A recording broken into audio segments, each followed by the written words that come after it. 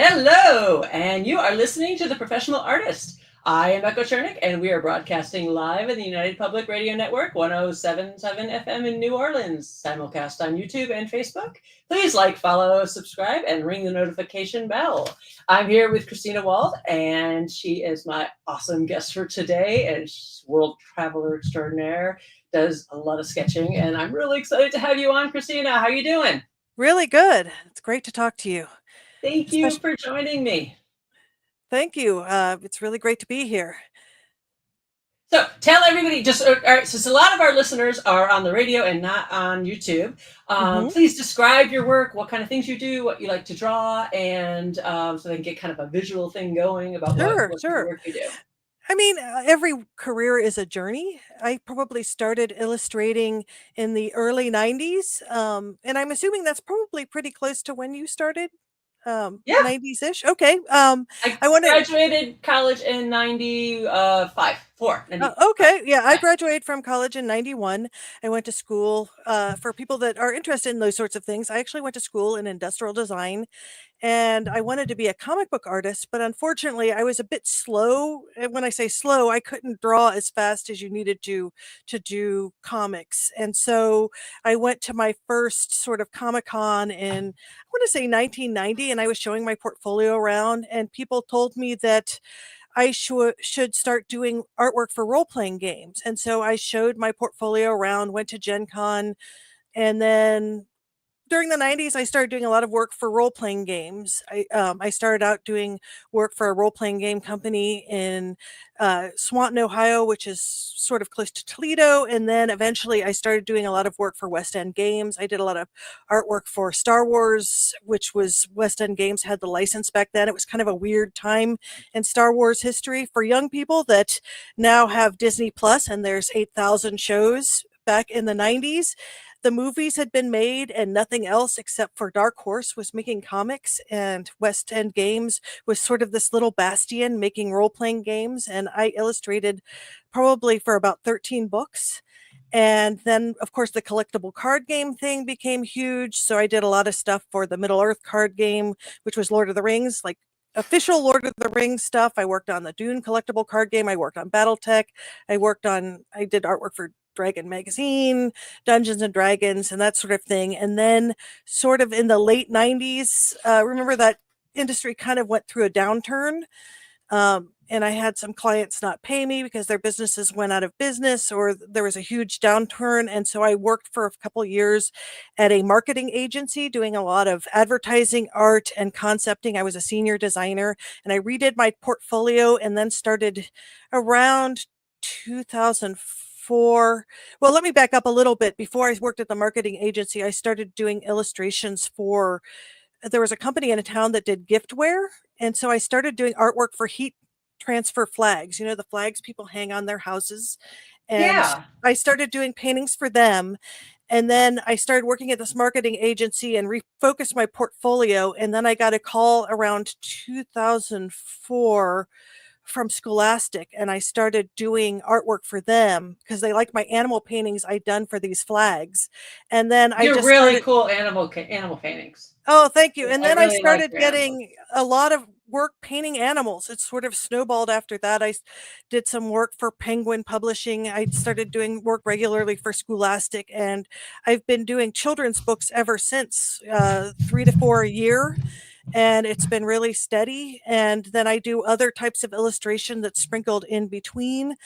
And to this day, right now, I'm finishing a book about a rodeo. I did the first book, I want to think in I think it came out 2018 or 2019. It all becomes a blur, as you know, when you've worked on a bunch of different stuff.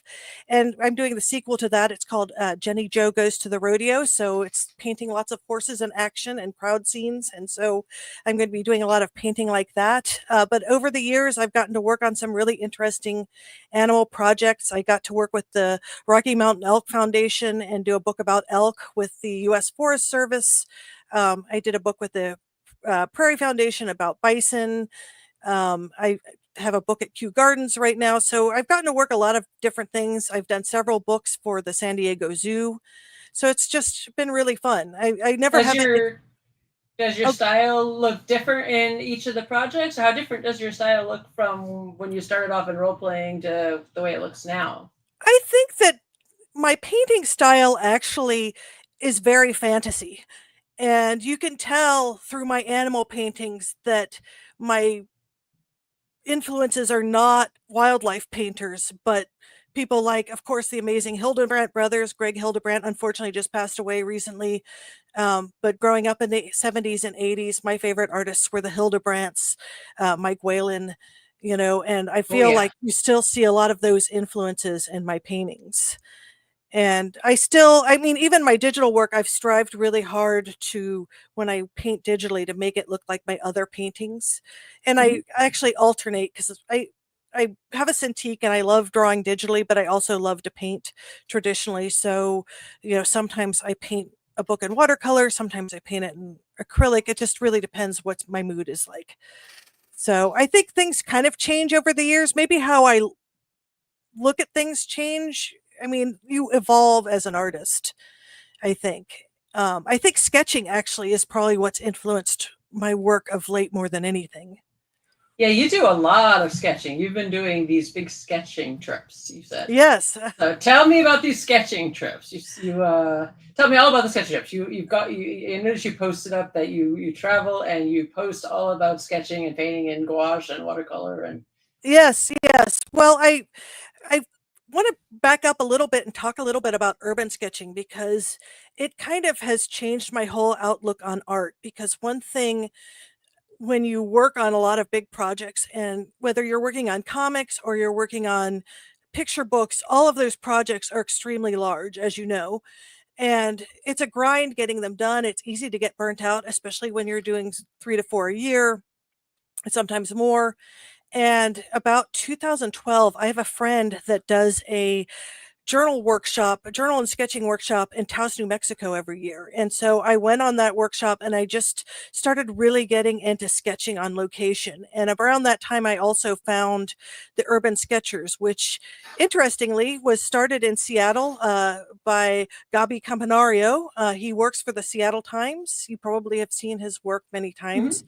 And so he started a Flickr group in 2007. And he said basically, draw what you see outside your door or outside your window. And people started submitting from all over the world artwork where they lived. And so the manifesto is just so amazing. It's that you draw on location and show the world one sketch at a time, and you show your world. So you show the places in your city, the markets, the stores, and it's just such an amazing movement in a time when people have cameras and can send photos of everything. It shows a point of view that's so much more interesting than photos. And for me, since I did so much work for clients, it was so liberating to do artwork just for myself and not for a client, because so much of my time, if you look at us sort of working day to day, you're working 12 to 14 to 16 to 20 hours sometimes a day on these projects. And so it's so important to keep it. Made me remember why I loved drawing. And it just gave me so much more energy after, instead of getting burnt out when I would do sketches just for myself on location. It would make me excited about drawing and excited about illustrating, and it refueled me in a way nothing else ever has. And I just it love being able to express myself in that way. it uses a different part of the brain and the hand and the artistic sense. I think I notice when I sketch, sometimes I end up doing things that I wouldn't do if I was actually sitting here doing a job, because I don't have to get it done, and I'm just kind of fooling around. All of a sudden, I'm like, oh hey, that looks really cool. I wouldn't have thought to do that. Yes, and I think that it does develop a muscle there's something about it that I like, that's no stakes, where it's like I don't care about pleasing someone else. It's just for fun, and sometimes they don't work out and sometimes they do. And if I'm not happy with a sketch, it doesn't matter. I'll just do another one. I mean, the sketch is almost a side effect, but it's not the most important thing to the practice. Right. The practice actually is very relaxing. There's nothing like sitting outside and sketching, or inside for that matter, you are observing. It teaches you to observe. You learn a lot more about the world around you. Actually, when I invent architecture for something, or if I am making up a landscape, you have a lot bigger library to pull from because you've drawn a lot of this so many times before. And I think it opens up your practice in a way that I don't think other things do. Right. And when well, I tell students this all the time. One of the good things about drawing from life is when you're drawing, especially people or animals, it's really important to capture gesture. And Yes. when you have to do that fast when you're drawing from life, because things are constantly moving, and gesture is just the number one important thing. If you're drawing something and you don't have the gesture there, no matter how well you render it, it's just not going to look good. It's just going to look stagnant and dead. No matter how beautifully you've painted it, it's just going to look blah. Yeah, there is an energy to it that you capture when you're sketching. And often with my illustration students and students learning storytelling, I often will see do. your cat. I see your I cat in know. the background. I actually have 3 running around here. So actually, my husband just went up the stairs too. So there's a lot of activity in here. That's okay. Fortunately, I We think love cats. microphone somewhat edits out a lot of the extra noise and stuff. But yeah, it's definitely, as a practice, I think that I do timed exercises with my students, and a lot of times that helps me actually gauge where they are, because if I tell you, do a sketch of this book cover and it's due tomorrow, I'll get several like strangled sketches that like look if I get as many as I asked for, and a lot of times it looks like they've been these tortured out sketches that you know, but if I told them, do 5 thumbnails and I'm going to time you 2 minutes each, a lot of times those sketches they do in the 2 to 5 minutes that I give them are better than the sketches that I gave them a couple days to do. Oh, yes. And I Yeah, think because they let go and just draw. it's a huge difference if you just put it out there and you just and focusing on gesture is something it's hard. Sometimes it's really hard for artists to learn the gesture and to not kill Mhm. the gesture in a piece too. You know. Exactly. That's the hardest thing, taking a sketch. I mean, a lot of times when I'm finishing artwork, I reference the sketch a lot, because sometimes I'll say, "Oh my gosh, this expression looks so much cuter in the sketch than it does in the final." And so I will end up actually doing surgery on an illustration, just trying to capture that life that you get with the quick drawing. I think artists are always commenting on Yes, their sketches are always so much livelier than their finished drawings. So it's you try to keep that life alive in the finish without exactly. Exactly. And I actually, one thing, and this is something that for a sketching practice, but before we got on the air, we were talking about things like AI. And I think one thing that AI doesn't do is it doesn't have good ideas. And I think as an illustrator, as a creative, whether you're doing sequential storytelling or if you're doing illustration or whatever sort of project you're working on, what you're valuable at is idea generation. And I try to tell people that is your marketable skill. It's not the final rendering, even. It is the ability to come up with multiple ideas that are really interesting. And that's where you develop that muscle. I mean, the rendering and the ability to, I guess, get it sort of at the professional level you want it to be will follow, but you want to have good ideas first. AI can't come up with ideas. It's just people say they use it for inspiration, and I don't understand that at all, because I'm like, it can't come up with ideas. It just It puts doesn't. stuff together. You Hmm. know, it's It, it it, it it doesn't give anything new. no, it doesn't. It just rehashes stuff, and it's like, how about Hmm. this? How about this? How about this? And you're like, Exactly. But anyway, so getting back to the sketch trips, so I started urban sketching, and then in 2014 I went to Chicago, has a yearly sketching seminar, and so I went to that, and I talked to them about starting a group in Cincinnati. And I started a group in Cincinnati we started sketching then, but our group became an official Urban Sketchers chapter in 2017. And of coincidentally, I also started working with the international organization in 2017. I actually operated their Twitter account, which we don't use our Twitter account much anymore because of obvious reasons. But eventually in 2022, I became their social media coordinator. So I work with our different social media accounts, which right now we have, of course, Instagram, we have Facebook, we're trying to get Pinterest started. We have YouTube and what is the other one? LinkedIn, and we basically try to get the word out about every year. Urban sketchers from all over the world get together at what they call the Urban Sketching Symposium in a different city around the world.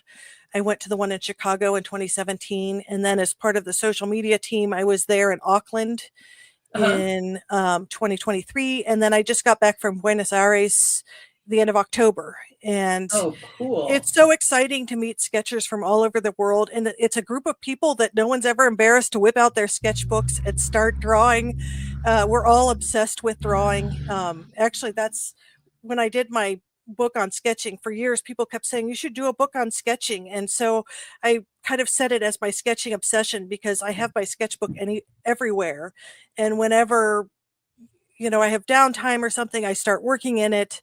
Like when I'm at family things and they're watching sports, for example, I'll just bring out my sketchbook and either do an urban sketch or do some sort of stream of consciousness sketch or just draw. And it sort of has helped. It's a very good, I don't want to say crutch. One of my friends calls it my fidget bit, but but it definitely is a way to sort of interact in the world. And then all of the people at these symposiums are like-minded. So we all are sketching all the time and talking about techniques, and they have workshops and sketch walks. And, the areas that we give it, I mean, the architecture in Buenos Aires was amazing. It was really fun drawing. And then afterwards, since I already had taken a 10-hour plane ride to Argentina, that's one reason I'm taking the year off from teaching, was I wanted to spend some extra time in Argentina because when am I going back?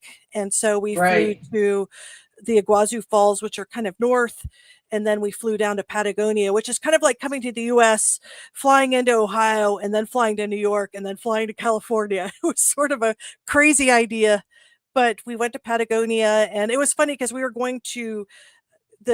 actually had driven to Chile for the day, and went to Torosipane, which is a famous mountain range that a lot of people climb. And we, of course, were doing the low impact version because I'm not an extreme sports person. And we had stopped at a location. We were on a tourist van, and as I pulled out my sketchbook, this woman said in my ear, "Do you think we have time?" And it turned out someone that had been in Buenos Aires who was from Barcelona, was also a sketcher. So we all started sketching together the next couple spots at the van. It was really funny. Oh, cool, cool. And so Do you publish your sketchbooks? I'm starting to put together travel logs, which I did a artist residency at Chateau Orcavaux in 2023, which I spent a month in France. It's kind of the Champagne region of France. And when you work there, you get your own art studio, your own bedroom, and you kind of work on a project that you want to work on. And so I documented each day. I sketched, I wrote about it. I actually left for a little bit to Belgium because they were having a regional sketching event. So I went to that. And so I sketched every day, and I've been trying to integrate more writing into my sketchbook practice and more storytelling, and which has been hard because I love to draw so much. The drawing takes precedent over everything else, and I'm trying to write more and document more. And so it's been a real challenge because my writing when I get back is basically bullet points. It's not very flowery. It's sort of like, and we went here with no elaboration. And so I'm trying to get better at describing more. And I totally failed in Buenos Aires. I had a lot of blank pages, and now I've had to write when I get home, and I've been clipping pages to my sketchbook of what happened. But then anecdotes that were really great when I thought of them, I forget. I mean, that's why you really want to write every day. And so that's how I've been trying to evolve my sketching practice. Maybe not as successfully as I'd like to, but going down this road we were talking about the sketch trips, has gotten me. I went to, I wanted to talk a little bit about Romania, and again, rewinding way far back. So one of my husband and his best friend were in a Amiga users group back in the 90s. I don't know if you remember Amiga computers. Oh yes, yeah. And so they were really good friends. And his friend started dating a woman who was going to school in Cincinnati from Romania. She was getting her PhD in botany, and we became really good friends. And we were in their wedding in Romania in 1998. We were basically the godparents of their wedding. So we went to, and actually, my friend Ioana was in Romania when they deposed Ceausescu. She was one of the college students that protested in the square, and then she moved to the United States around 94 or 95.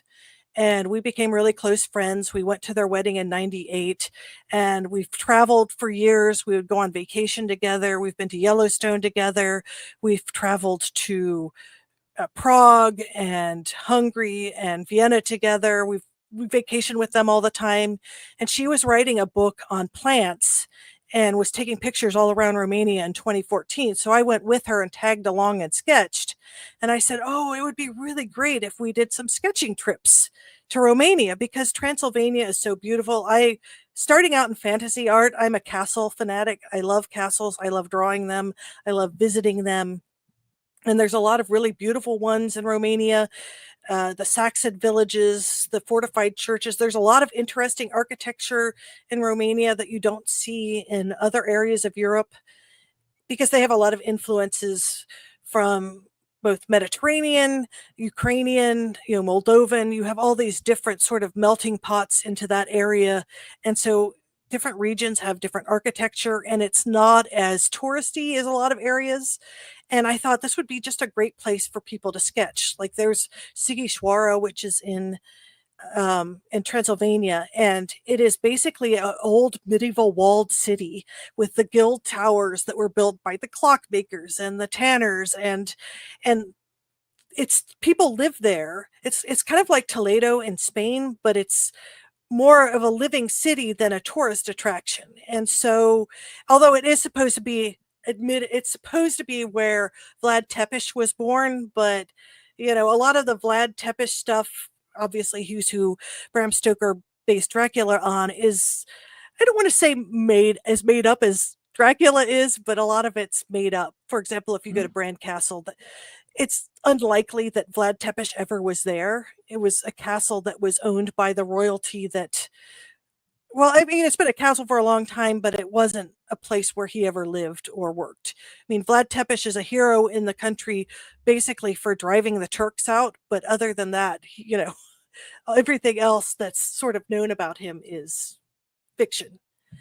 But anyway, and so we had been planning to do this for years, but because of COVID and other reasons, we didn't actually do our first trip till 2022. I think we had hoped originally to do it in 2020, but of course, everything shut down because of COVID. And so we did our first trip in 2022, and then we did a trip this year in June. And then our next trip is going to be in 2025 in September. We're hoping to do 2 itineraries, both mostly through Transylvania, which is sort of the center region. We're kind of doing a little circle of famous cities in Transylvania. So Sibiu, Sighisoara, and of course my favorite castles. The trip is especially castle heavy because Ioana knows I like castles so much. Oh yeah. How long are you going to be there for? Each trip is 15 days. Oh wow. We used to. Did you organize this trip or did you sign up for it? I basically talk to artists and get people to go and make the website, and Ioana does the itineraries and books everything and vets all the hotels and figures out. She does the much less fun part. And then she is really good at making sure everybody's taken care of. I make sure we get to sketch a lot and draw a lot. And there's a wonderful urban sketching chapter in Bucharest, and we've met them a couple times. They've sketched with us multiple times, and they're a great group. And then and the artist group is really tight in Romania. There's a lot of people that go on these what they call art camps, where they will paint for a weekend and then sell it to collectors. I think some similar stuff happens in the US, but not as much.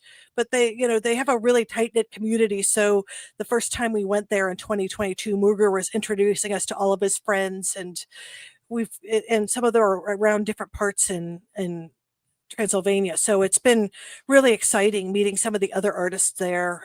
They're extremely welcoming. And actually, through the Romania trip, I'm doing a Tuscany. This is going to be more. We're staying in one place in Tuscany, but we'll be visiting areas in Florence and stuff. And I ironically was offered that when I was trying to get people to go to the Romania trip in 2024. And somebody said, the woman that runs that said, "Oh, I'd love you to do a workshop in Tuscany, talking about sketching and that sort of thing." And so we set that up. So that I'll be doing in May. Yeah, it's really exciting because that is sort of what I've always wanted to do, is just go to different places and draw them. Well, you have to figure out, what you want to do and just work your career around it, make your dream journey. And that sounds like that's what you're doing. Yeah, I mean, I love, and so that's where the travelogues, I'm working on a Romania travelogue now. So I have to sort of melt down all the stuff that I did when we were in Romania and somehow write that and lay that out. And then our trip that we just did in Argentina, we're going to do a travelogue on that too. Another artist that I traveled with. This is the first time I'm doing one with another person, so it'll be interesting to see how that unfolds. We're still trying to figure out the shape of that, but I've always loved reading travelogues, so it was a natural thing to want to make my own. And it's taught me a lot about publishing and bookmaking. I mean, making a book about sketching was, I mean, for all the years that I've done illustration for books, I didn't learn InDesign until very recently. And it's been revelatory. I mean, it has really taught me a lot. And it's been kind of fun starting to publish these books and see where they go. I mean, the book on sketching has been a really interesting learning experience as well. And for that, I ended up publishing that myself, because I guess we could talk about the dumpster fire that publishing has kind of become. Oh, yeah. Maybe that's not Yeah. the right way to put it. Because I don't think that it's dying. I think that it's transforming. A lot more people are self-publishing now because there's just so many more options for it, especially artists. And with Kickstarter and Patreon and everything now, it really opens the doors for that sort of thing. Well, plus so many publishers now have been bought by, for example, in Cincinnati, a lot of the books you see in Michael's craft stores were published by F&W Publishing, which is a publisher that had been in business since the 1800s. And they owned Impact Publishing. They did a lot of the different books on how to draw, were basically from there. And they had like ones on fantasy art. They had all sorts of different publications. And it was the same old story like what happened with Toys R Us, where they were bought by another company who took all their assets and shut them down. So, and they actually did a lot of art magazines like Watercolor Magazine, How Magazine. A lot of those magazines were under their umbrella. And, they lost all their operating capital through this holding company and then were put out of business. So actually the person, when I did my book on sketching, I had a couple publishers that were interested, but I was really concerned because a lot of these publishers now are owned by bigger companies or holding companies, and you don't know if you'll lose the rights to it. And so I ended up kickstarting it. And then my designer, actually, she has done a lot of layout for art books for, like, she did Danny Gregory's books. She's, laid out lots of different books that you've seen in Michael's, and my editor also had done a lot of them. They both used to work at F&W, so the Kickstarter was basically to pay them to do this book, and they did a really nice job on it. But and I think that's an important aspect when you are publishing. Well, yeah, you get, the money distribution is different if you're self-publishing versus if you're going through a publisher. But you also have to do the distribution yourself as well, unless you go through unless you can go through a distributor. And there are ways to do that. We have gone through distributor for some of our books. Mm-hmm. How about you? Are you how are you? If you kickstarted it, are you? Did you find a distributor for it, or? What I've basically done, because I'm playing a long game with this book, so I've basically just been selling it on my site and at different book fairs. Like I was just at an art book fair, or when I do talks, or when I do sketching events. I toyed with maybe putting it on Ingram Spark, but my problem is I don't like the print quality enough to do the print on demand. So I've just been doing print runs for that. But for the travelogues, that can be the print on demand's fine for that. And Right. so the first one, I do have it print on demand, and it's a great way to get it in people's hands, and I plan to do more that way.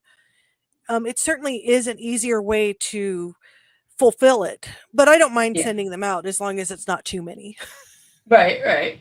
Now you have a Patreon too. Do you do the travelogue and everything through your Patreon, or? Yes, that's one of the reward tiers. People get like a copy of the travelogue, or sometimes they get copies of my books, depending. I have a lot of people that also collect the children's books, and so I usually get a lot of them through the publishers, and so sometimes they can get copies of my books or they can get the travelogue, and so that's a nice thing to work through there. And I will probably do more of that in the future and try to. I mean, Patreon's been an interesting thing. I started it. My first Patreon was actually for my webcomic as an experiment. But then I had to end that because I ran out of time to do, which my webcomic was about getting older. It's called Embrace the Crone. And I'm really hoping to do more of it. I had a lot of people that loved, because it was a lot of stuff about menopause and Is that it sort of. still up there somewhere? Yes, you can still read them all. It's on embracethecrone.com. They were one panel comics, and I really love doing them. And it was sort of an occupation during COVID because I had a bit more time to work on that sort of thing. But in the past couple of years, my schedule has just gotten so insane that it's been very hard to fit that in. But it's on the back burner. So That's good. I can't close that Patreon and started another one for the art book. And so that kind of helped me. Before I did the Kickstarter of the art book, it gave me a little bit of capital to pay my designer so that she could design the cover. And, Cool. and I wanted, one of the important things in working on this book was I wanted it to have a very professional design. And so getting a good designer is, I mean, like getting a good illustrator, the cost of anything, it's not cheap or free. But it was worth every penny because she did such a good job. The designer not only, like I said, designed art books, but she also is an urban sketcher and she sketches with us. She sketches with us in Cincinnati and is a great watercolorist. And it was really exciting because recently the person that started urban sketching, Gabi Campanario, has started a publishing company in Seattle on sketching, and he has a event called Sketcher Fest. Ooh, That that was sounds fun. maybe next year you can go. It's in Edmonton, Washington, I Oh think. yeah, that's not that far from me. And he ordered a few of my books to sell on his table there, which was super exciting. And I told the designer, I said, "This is you elevated the book so it looks this good." That Oh, that's and she so was super cool. excited, and she was wishing she could have gone to it too because it really excited her that that it. I mean, the design looked really good, and I think that. What his website is, or where that what Sketcher Fest is? Yes, I don't know if it has a regular website. I will ask him that because I believe they have and maybe you can put this in the show notes. There is an Instagram for Sketcherfest. And Okay. so that's what you'll want to keep an eye on for future events. And actually, for people that want to get involved in urban sketching, if you go on the website, they have a little map and you can find out they keep adding chapters. The last count there was 460 something. And you can find a chapter in almost any city. There's one in Seattle. I think there's also one in Port Angeles.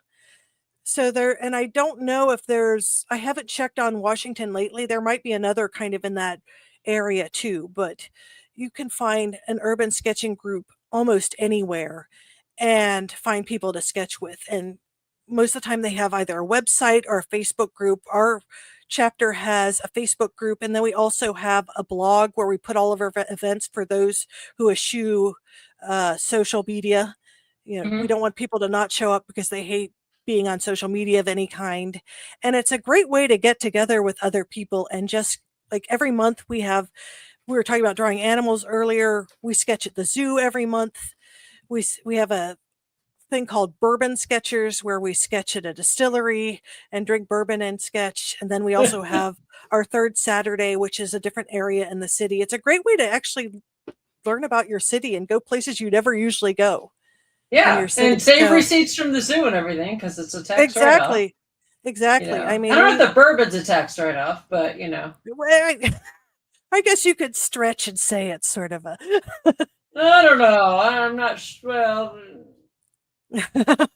and there's also regional events like Sketcher Fest, like Chicago has their sketch seminar. And then the next symposium is going to be in Poland in August. So Ooh, there's a lot of excitement. Yes, it's right before Romania. So that's going to be interesting juggling all that stuff. And you're going to that one, right? I plan to now. I mean, I would love to. Poland's been sort of on my list because the architecture is supposed to be so amazing there. And Cool. Is I your husband love go with you, or? he is not someone that loves to travel too much anymore. It's really hard to convince him to do the long haul flights anymore because and then we also have 3 cats and one that needs medication every day. So that also is a challenge. Whenever you're leaving town, you have to find, we went to a family reunion earlier this year and we had to find a person that would be able to give the cat her medicine and take care Oh of the cats yeah. and stuff. And so that's always a challenge. I'm the one that's super obsessed with travel. So I think travel is so important. As an artist, you need to get out and see things. Otherwise, you don't grow really. Even just sketching, sketching and seeing new things. I notice every time I go to a new city, I come back all inspired. I think that that is really important, especially for an illustration practice. Again, talking to where ideas come from, I think it really helps having other interests, doing other things, being interested in other things. I think makes you much more able to solve the problems that you get with illustration that you have to solve. I mean, because so many times we end up being asked to do stuff that we've never done before. I mean, a Yeah. lot of times, as a matter of fact, very weirdly, I just illustrated a book. I have a Swiss publisher I've been working with, I think, roughly since 2018. And they recently had me do a book about the Bern Football Club, which this was a licensed book. So it was done basically according to a style guide, cartoony style about soccer, which, I mean, sports I'm fairly not knowledgeable about. So that was interesting. So you learn a lot about stuff. And actually, another book they gave me was about a mountain climber, about a Oh, famous mountain neat. climber named Uli Steck. And when I read the manuscript, they give it to me. It's published in German, but they give me the translation. And I looked at it wasn't fully edited yet, but it said sort of at the end that he was a speed climber who was the first person to climb Mount Egger, which is a mountain in Switzerland. Like he sped climbed it for the first time, and it said that he started teaching people to climb. And to find out what happens, click this link. I assume they changed it for the book, but it turned out he died in Everest in 2017. Oh my goodness. Because a lot of these mountain climbers, I mean, in Seattle, people that go to Mount Rainier, these people, they keep doing more and more daring things and then die because it's really, really dangerous. And it seems like a lot of these mountain climbers, if it doesn't kill them, they don't think it's a challenge. Yeah, if you ever seen pictures of up on top of Mount Everest, there's like just Oh, the trash and lines, yes, yeah. Well, oh my and people just, gosh. yeah. I mean, and he was going a different route up Everest, and his Sherpa was in base camp because he had frostbite, and this guy just thought, oh well, I'll just go on my own. And so Oh, he why not? I mean, he knew what he was doing, but apparently, and plus, as you get older, your body starts to betray you. He was 40 when this happened. And so I suspect that your body doesn't respond the way it did when you were 20. And, yeah. it was really a tragedy. But, I spent the summer when I was illustrating that book watching mountain disaster videos. You learn so much, right? I know. I I think, learned I'm good at trivia competitions because so many of the books that I've done are about different topics I would have never thought to learn anything about on my own. and so if people looked at my search history, they'd think I was like, some kind of crazy psycho murderer or something. The things I've looked up. It's like, what are you looking up? And it's like, oh, never mind. Don't look at my search history. It's like, Exactly. Well, lately why are I've been you why are you looking that up exactly? No, no, just never mind. yeah, lately I've been learning about rodeos. So now I know a lot more about I've learned a lot about horseback riding and rodeos, and it's stuff that I would have I mean, I've done a little horseback riding, but I certainly didn't know much about the rules of different sports and rodeos and stuff like that. But to illustrate them, you have to have some sort of working knowledge of it. And Because people that know will know when it's wrong. They'll know. They yeah, I know will that's the most tell. stressful thing is when you get offered to do something and you have to learn about it in a relatively short amount of time. Oh, because they'll pick it out. They'll be like, that's not right. You can't just fake it. Yes, So yes. I I mean did it I did like a shibari piece, and I couldn't just be like, oh, that rope tying, that's good enough. No one will be able to tell that's wrong. No, you have to make sure that the knot is right, because the people that tie yes. shibari knots will know if that's not the right knot. So kind of important.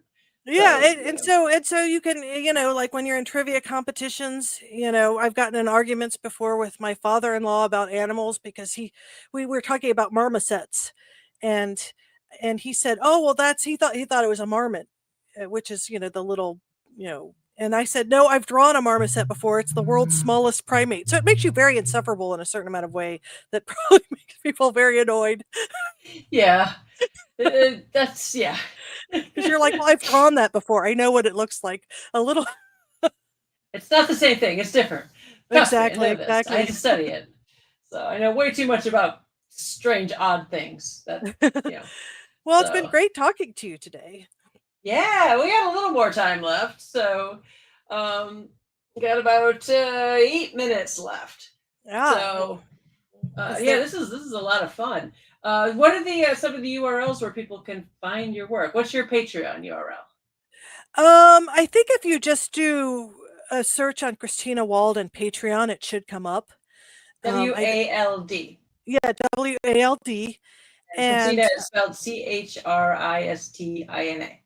my Instagram is Christina Wald _art, and let's see, I'm on Blue Sky. I think if you just search in any of those with my name, you should find it. I also have an art page on Facebook, and those are the main places you can find me. And if you want to go on the Romania trip, it's sketchingtours.com, and you can find the itineraries. You can inquire about it there. And then if you want to, I will give you a link to put in the show notes for the Tuscany trip. There's links to that in my link tree on Instagram, and also it's on lisastatkus.com, and if you look up the workshops that are coming in 2025, you can find that there. The Tuscany trip should be really fun. I haven't been to Italy since around 2013, so I'm excited to sketch there again. That Um, sounds like so much fun. What are your favorite things to draw? that's a tough call because there's a lot of stuff that I like to draw, fortunately, since I get to do a lot of different things. I really love old architecture. Like when it comes to urban sketching, I love Art Nouveau architecture, castles, anything. I mean, my fantasy artist is still in my heart. And even though I don't do a ton of fantasy art anymore, I love medieval architecture and stuff like that. But I also love painting animals. I have to say, I've really enjoyed your cat series you've been illustrating. Thank you. Thank you. I'm working on another cat today, so I keep Oh, getting cat awesome. commissions. So, big, Yes. nice, long hair, dark cat. He's so cute, big Oh, green yeah. eyes. So, I mean, I love so.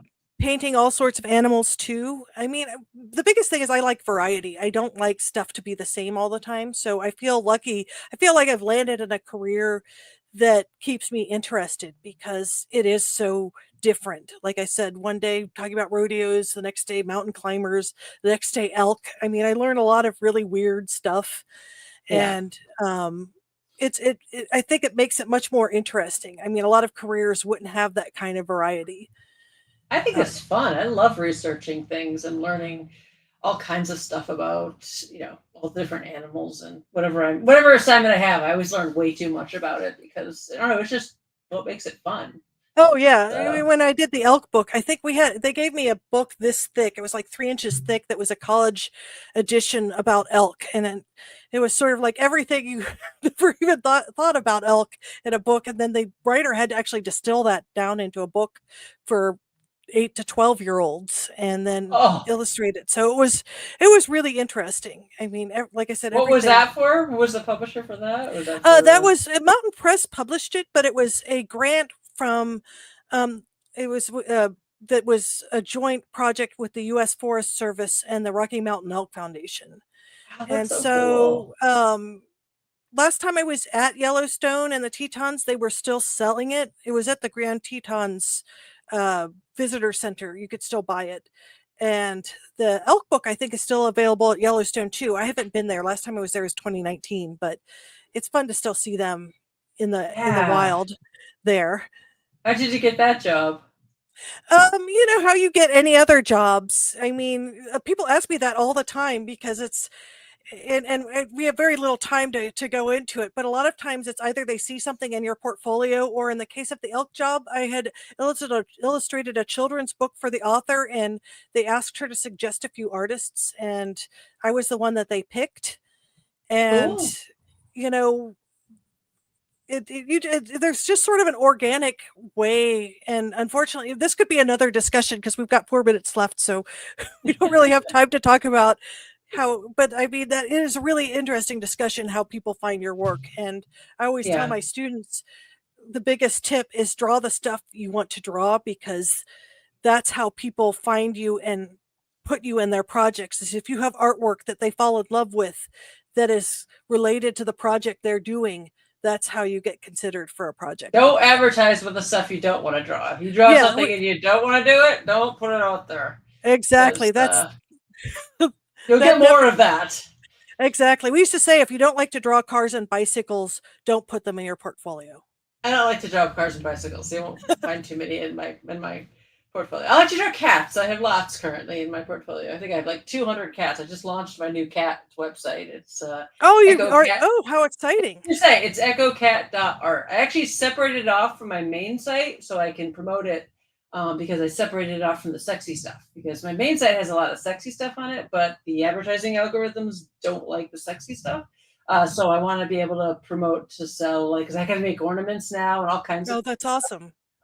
so I did echocat.art, and I just set up the Facebook and a new Instagram. So it's got like 100 followers on the Instagram, and so people are like, "Wow, you have so few followers." I'm like, "No, that's just this site. This site does not It not just my takes main a site." while for these things to Yeah. build up, and I'm The sure that other it one will. has like 5,000 followers. This one only has like 100. Okay, just give me a minute, all right?